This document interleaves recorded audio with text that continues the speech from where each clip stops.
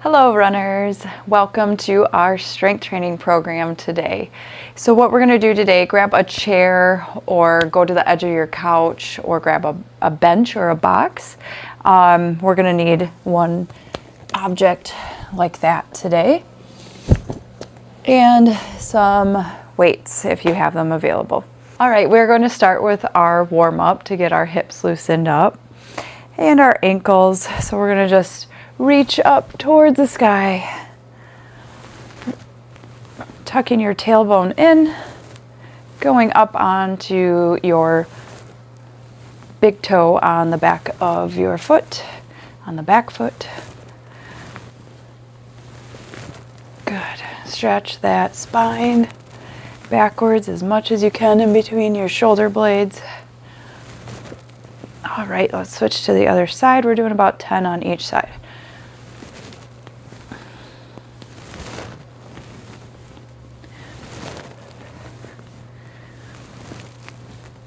Ooh.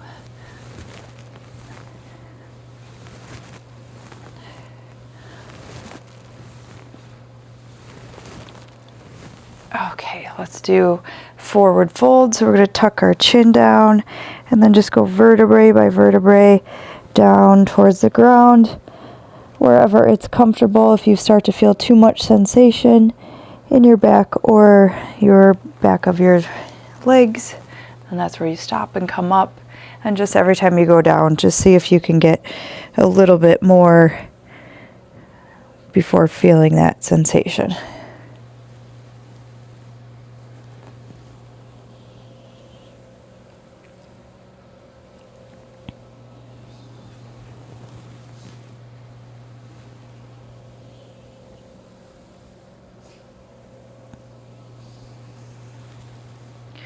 All right, very good.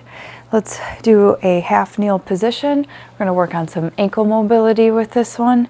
I want you to keep your heel down but drive your knee over your toe. We're going to do that left, center, and right. Let's do 5 of each of those directions.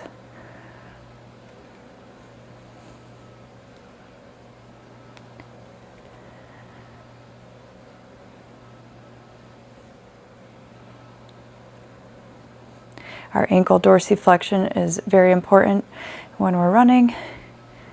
We need good mobility there so we're not too much on our toes or we don't have too much tension in our calf, and we can load our body weight over our foot. There's Parker.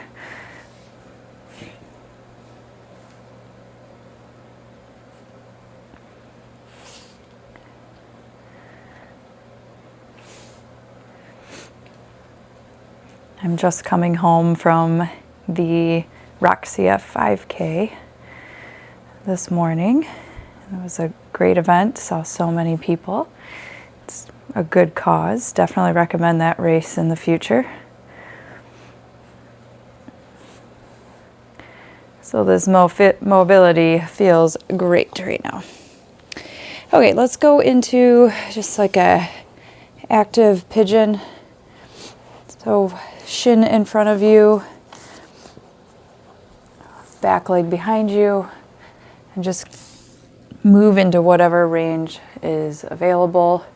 This is a good stretch for our piriformis and all the tissue that connects to our IT band. I'll do my next leg in the side view if you need that. This is obviously going a little bit deeper into our hip mobility today.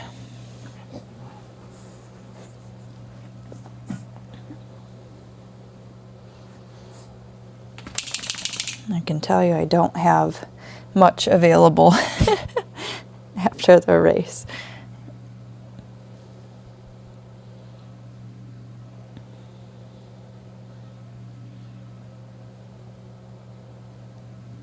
Good. Okay, let's go into a downward dog position and just pedal back and forth.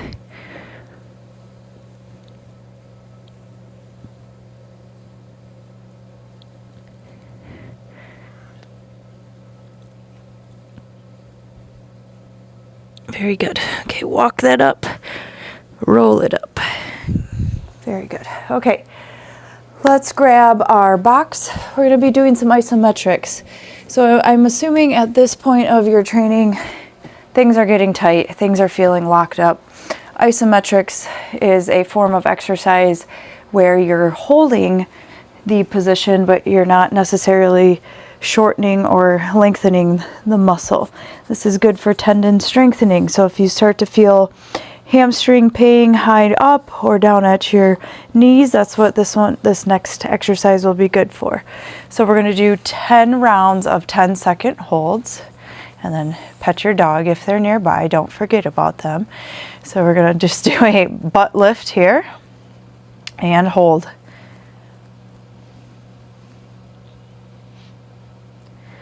Parker, we're going to play the statue game.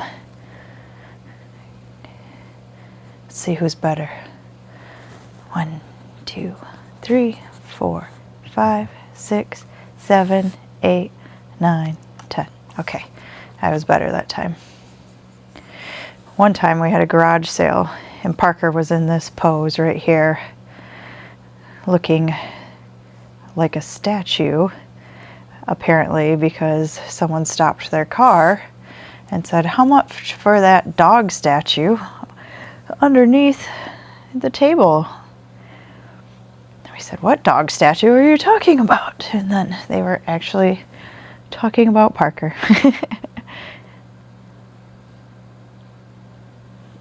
Oh, okay.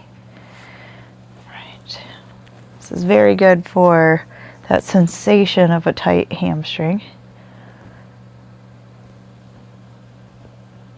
We don't always need to stretch when something feels tight.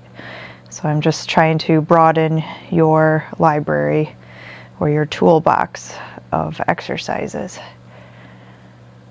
If you can bend down and touch your toes, or if you can raise your legs straight up towards your hip level, you probably don't need to stretch your hamstrings, but you can do something like this to help decrease that neuromuscular tension that you're feeling. Okay, I don't know if I did 10, but you get the gist. Continue on or pause if you need to. Now we're going to do a very similar one for our hamstring again. This will also help strengthen your knees. So we're going to go up into a straight leg bridge. This one might feel a little bit more intense at the top part of the hamstring at your sit bone. Good. So we're going to do 10 rounds of 10 seconds of those as well.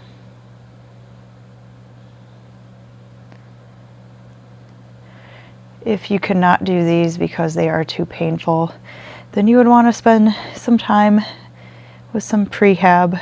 I like sitting on a ball and kicking my leg back and forth in a chair with that pressure of the ball underneath.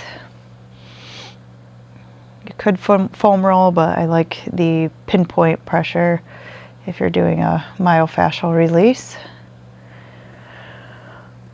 You could also just apply heat. You could get a massage if you haven't had one yet in your training time for your race and things are building up. You definitely want to stay ahead of a nagging sensation like that. So you could get a massage or go to your PT and get things checked out so that isn't what holds you up on your race day.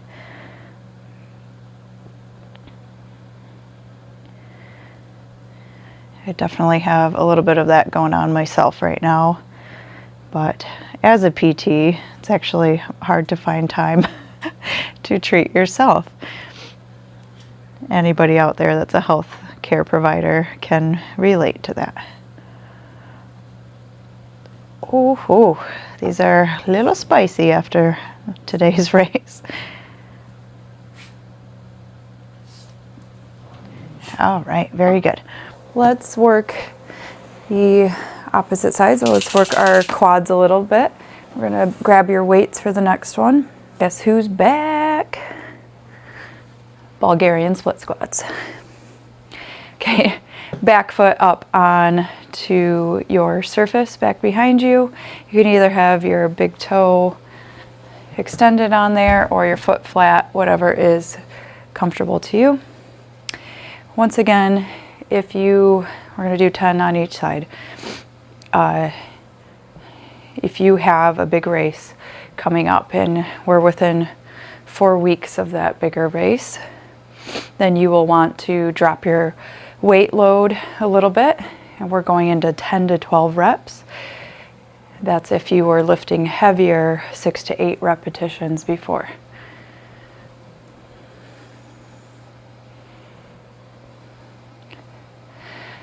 So trying to do those slowly and trying not to lean, so you're working on your balance with this one as well.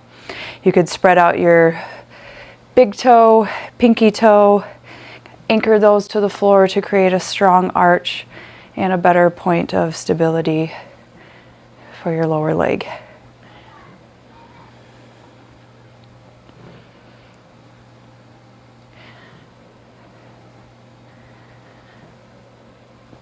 All right, continue on for 3 sets of 10 to 12 reps on each side. We're going to take a little break from the weights and go into little core exercises. You can lean against the object that you were just using. If it's not going to move, put it against a wall so it's sturdy. We're going to be doing some mountain climbers. So you're going to go up onto your toes and just drive your knee towards your chest, nice and slow. If you feel like a snapping tendon sensation or rolling tendon sensation in the front of your hip, then try to do a little bit of a like repositioning. So kind of tuck your tailbone in, get the lower abdominals firing, and just slow it down and see if you can control that sensation. Once again, with our plank position, we don't want to hold our head down and hang it. So you want a nice strong line with the rest of your spine and the back of your neck.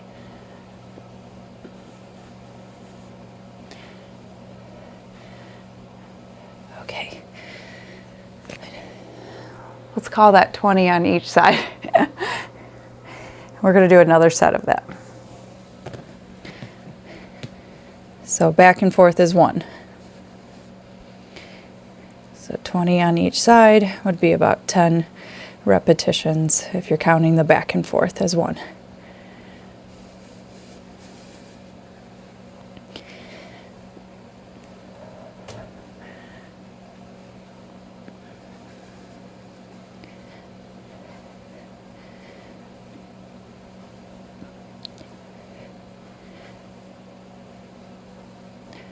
Very good. Okay. We are done with that. So important to keep our calf muscles nice and strong. So we're going to do a different version. I can show you weighted and unweighted. So we're going to do a different version of a calf raise today. If you have weights available, you're going to lean against the wall. Do a wall sit.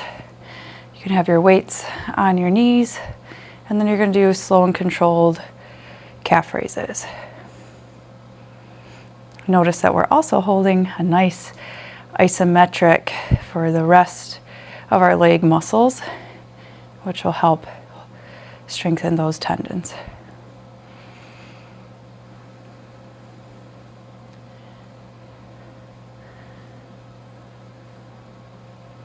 Okay, good. That was 10. I'm going to do the next set unweighted. Feeling that one. Not in my calf so much, but definitely my thighs. Okay, going down into that wall hold. Let's do another set of 10. You can go as deep with your wall sit as you like. Pick your torture. So I'm trying not to do this for speed, even though you want to get out of that wall sit. You're going to go as slow and controlled as you can while you're lowering your heel down.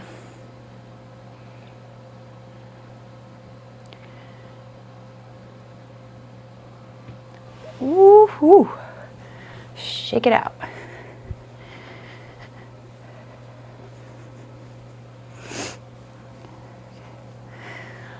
Okay, next set, when you're ready. I think I'm going to look back on that and be like, come on, Lauren, you could have got lower than that. Well, I'm just sore, so I'm not going to do that.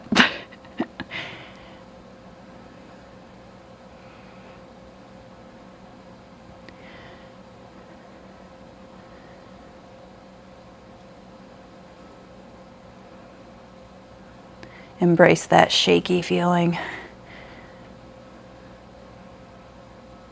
Oh, you did it. Good job. It's talking to me. Good job, Lauren. Let's get our very important posterior chain firing again. We're going to work rotationally with that. Once again, in the theme of unlocking our tight muscles from training today, we're going to go into a rotational RDL. You can have the back leg floating to come up into that run pose for the most balanced challenge. Again, you want to have a nice strong arch. Don't be clenching your toes with this. If you can't do that version, then put a little kickstand back with your back leg on the floor and rotate through your hip. So you're hinging through your hip, not just lifting with your back or spine. You're sitting into your hip.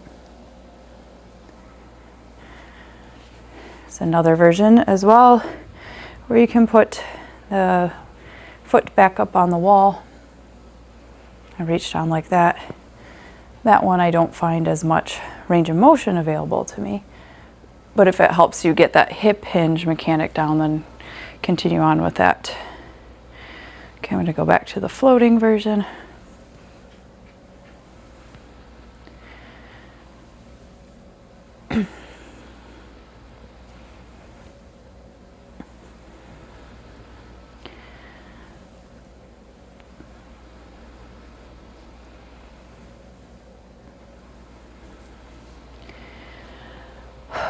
Hope you guys are starting to feel strong.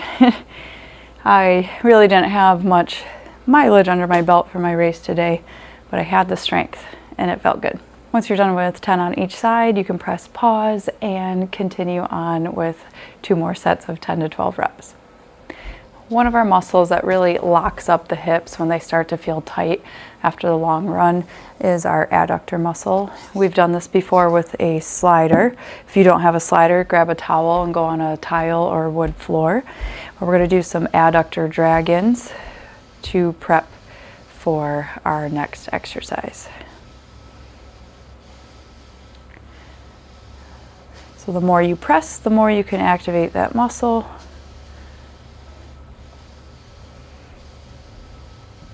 Create your own friction.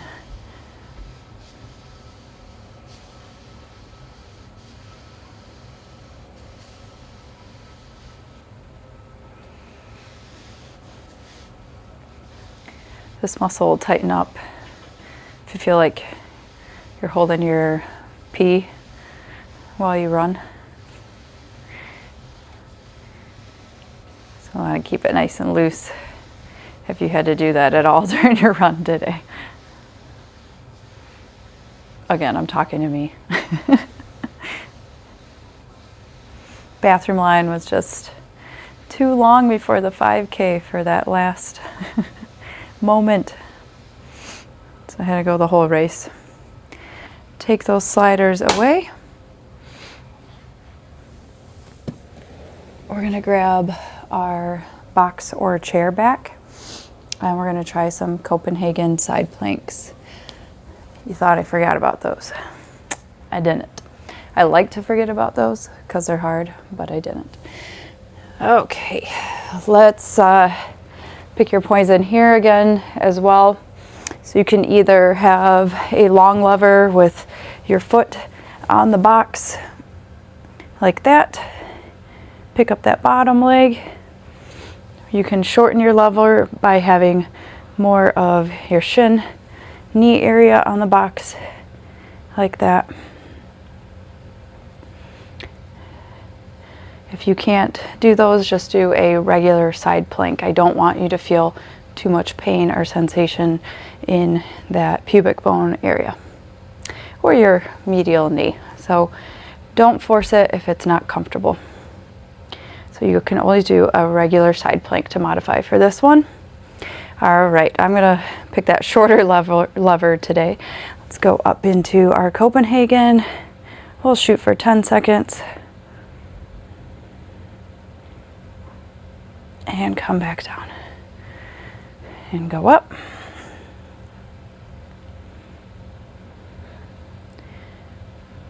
Come back down. This is going to give you so much stability so your knee doesn't collapse in during the race. Don't want our hip collapsing, don't want our knee collapsing, don't want our foot collapsing.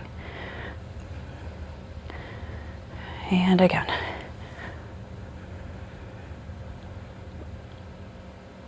Good job. All right, switch it to the other side. Sweating.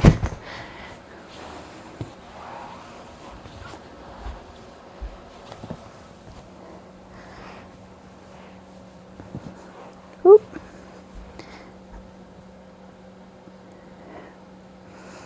I could never do these for the longest time after having kids. So give yourself grace. Keep working on the fundamentals.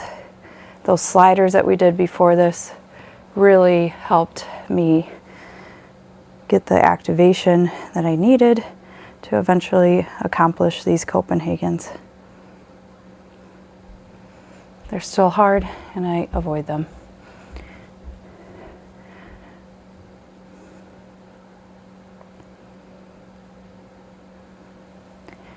Good. 2 more.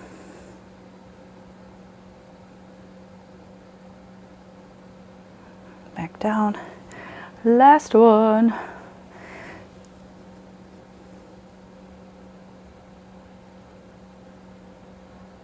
Okay. Very good. Let's grab your dumbbells or your weights back.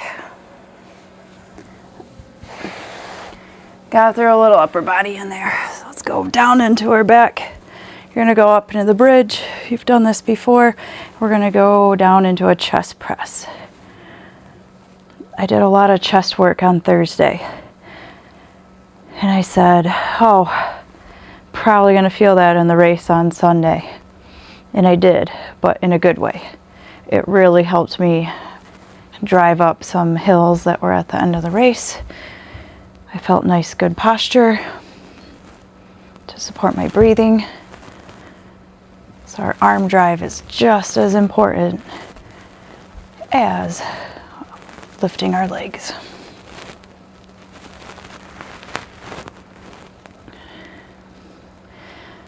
Okay, let's do 2 more sets.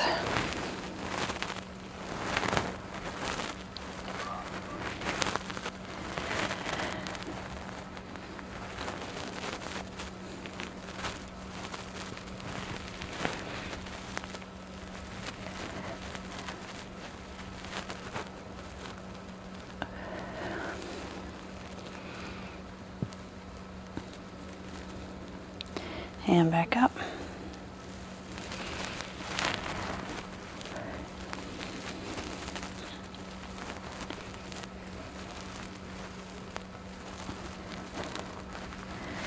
Felt the middle of my back sagging there, so I just went a little bit higher.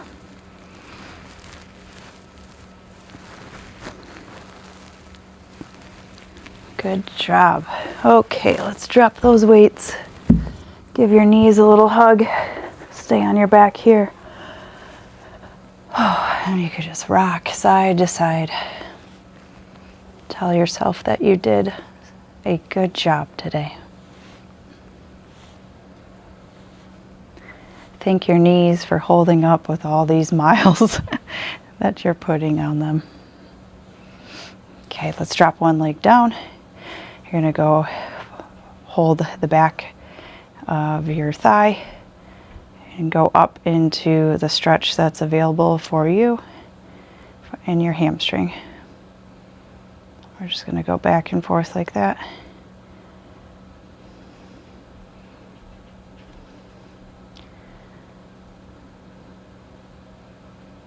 Okay, switch legs.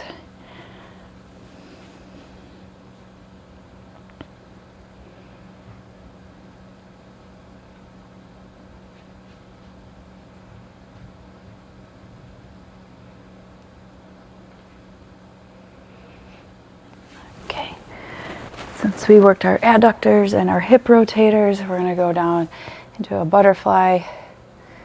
You can apply pressure to your knees if you want, or stretch out your toes, but just go into whatever area feels tight. Rocking back and forth, breathing into those tight spots. For me, what feels tight right now is my lower back, so I'm going to go bow a little bit deeper, and take a deep breath into my tight lower back muscles.